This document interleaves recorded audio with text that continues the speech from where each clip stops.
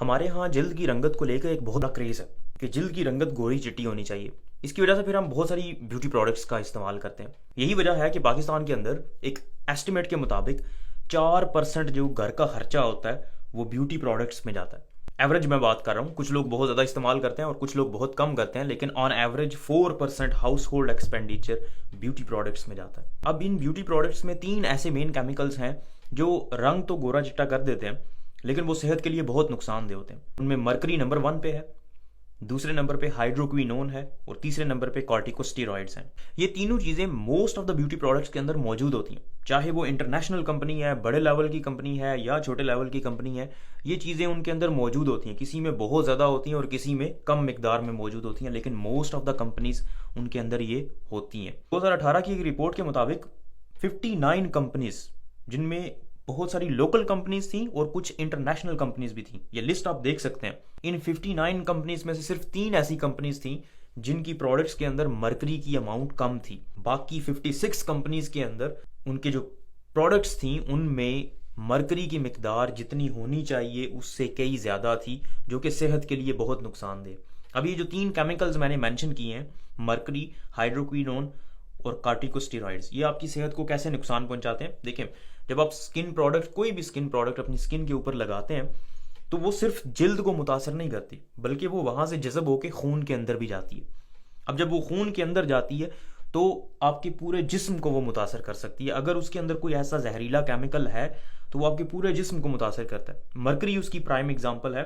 अगर मरकरी आपके जिस्म के अंदर चला जाता है और वहाँ पे जाके जमा होना शुरू हो जाता है तो मरकरी की वजह से आपका दिमाग ख़राब हो सकता है। यस, मेमोरी प्रॉब्लम्स होते हैं, डिप्रेशन में आप जा सकते हैं, इवन ये नज़र कमज़ोर कर देता है आपकी, ट्रेमर्स होना शुरू हो जाते हैं, हाथ पांव कांपना शुरू हो जाते हैं, और ये मरकरी की ओवरडोजिंग या मरकरी की टॉक्सिसिटी की अलामात है। दूसरे नंबर पे हाइड्रोक्विनोन है। हाइड्रोक्विनोन ब्लीच के तौर पे इस्तेमाल होता है। ये दवाई है और इसको एज ए दवाई इस्तेमाल किया जाता है, डॉक्टर प्रिस्क्राइब करते हैं बाज़ औक़ात जब स्किन पे हाइपर पिगमेंटेशन हो जाती है, मतलब कुछ जगहों पे बहुत ज़्यादा स्किन डार्क हो जाता है, तो वहाँ पे ये प्रिस्क्राइब की जाती है। लेकिन डॉक्टर प्रिस्क्राइब करता है और वो बताता है इतनी मिकदार में इस्तेमाल करनी है और इतने दिनों के लिए इस्तेमाल करनी है। लेकिन अनफॉर्चुनेटली पाकिस्तान की मार्केट के अंदर बेशुमार ब्यूटी प्रोडक्ट्स मौजूद हैं जो कि स्टैंडर्ड नहीं है, इवन अप्रूव्ड भी नहीं है, ना तो उनको किसी ड्रग कंपनी ने अप्रूव की है, बस ऐसे ही चल रही हैं। और उनके अंदर वो लिखते भी नहीं है, डब्बा अगर आप पढ़ेंगे तो उसके ऊपर लिखा भी नहीं होगा कि उसके अंदर मरकरी है या हाइड्रोक्विनोन है या कॉर्टिकोस्टेरॉइड्स हैं,